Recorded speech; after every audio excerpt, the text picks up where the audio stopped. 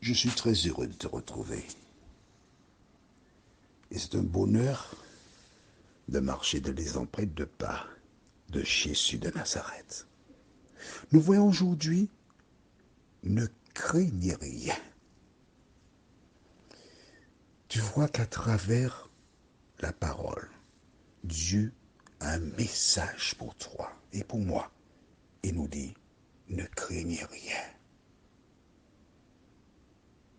Juste avant d'aborder ce thème, prions. Seigneur, nous sommes parvenus aujourd'hui, 9 février 2024. Chaque jour, nous avons entendu, nous avons lu la parole.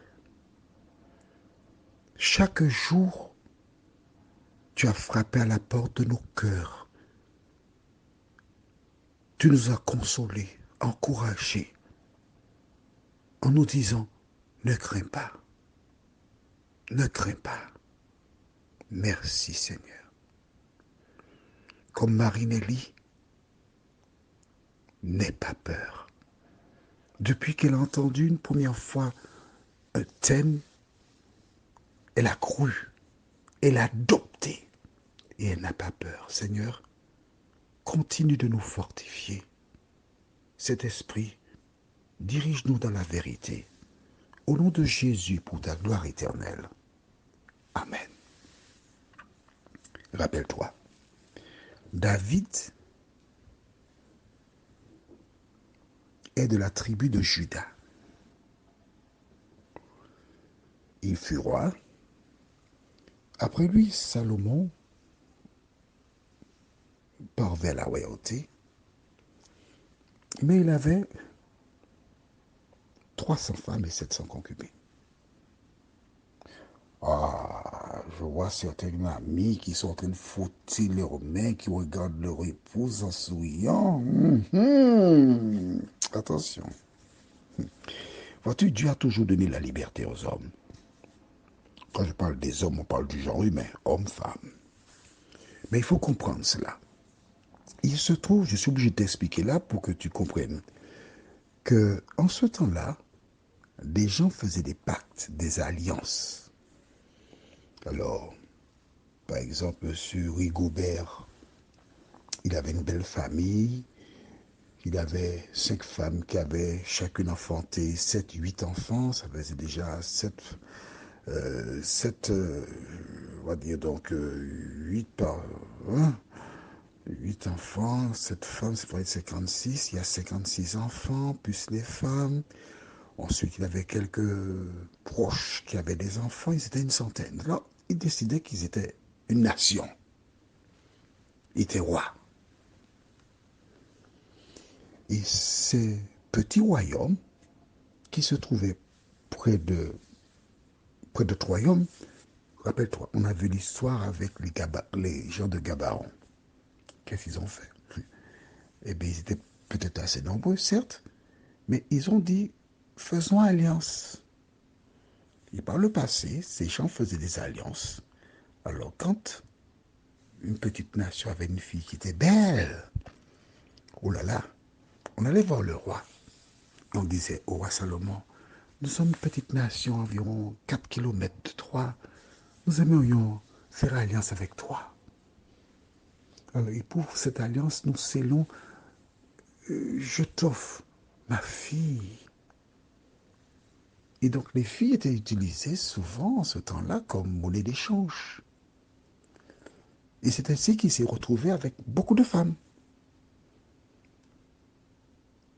Plusieurs rois, au lieu de compter sur l'Éternel, ils ont compté sur la stratégie géopolitique qu'ils ont mis en place. Mais que se passe-t-il? Ces femmes, ce sont des reines. Il fallait qu'elles aient des palais. Il fallait qu'elles mangent. Et comment nourrir toutes ces personnes? C'est grâce aux impôts. Voilà. Et donc les impôts, c'était pas évident, hein, parce que toutes les nationalités, pratiquement, sauf des Martiniquais et des Guadeloupéens peut-être. Je rigole. Toutes les nationalités, grandes nations étaient représentées. Et à la mort de Salomon, des gens allaient voir l'héritier et lui dire, écoute, tu sais, on ne peut pas. Ton père avait un train de vie là, financièrement, on est étranglé alors. Lâche la bride. Il faut changer de politique. Alors, ce jeune homme a été demandé aux personnes âgées, que pensez-vous? Ils ont dit, oui, écoute, effectivement, le peuple souffre. Il faut alléger, diminuer. D'accord? Il a été voir des petits jeunes, des petits copains. Que pensez-vous? Quoi? Tu veux... Non, non, non, non, au contraire. Il faut durcir la situation. Et quand les gens sont revenus, il a dit, non, non, non, non, non. Au contraire, mon père, il ne vous a rien demandé par rapport à ce que je vais vous demander. Il dit, ah bon? Ah non! Il dit, bon, dans ce cas, on va se séparer, nous partons. Et c'est ainsi que 11 tribus sont parties. Et il n'y a eu que la tribu de Juda qui est restée fidèle à David. Salomon l'a lignée. Et c'est de cette tribu-là, justement, que Jésus naîtra plus tard.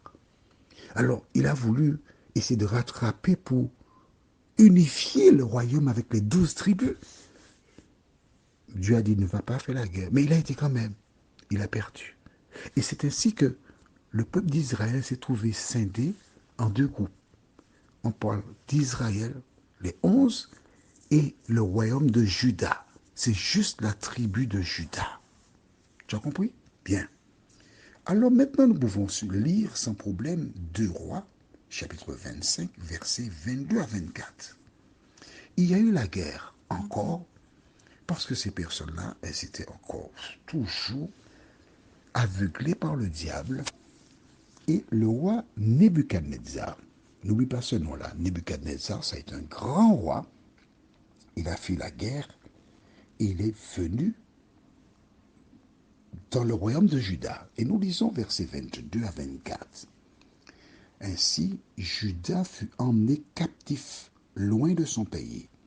Et Nebuchadnezzar, roi de Babylone, plaça le reste du peuple qu'il laissa dans le pays de Juda, sous le commandement de Guédalia, fils d'Achikam, fils de Shaphan.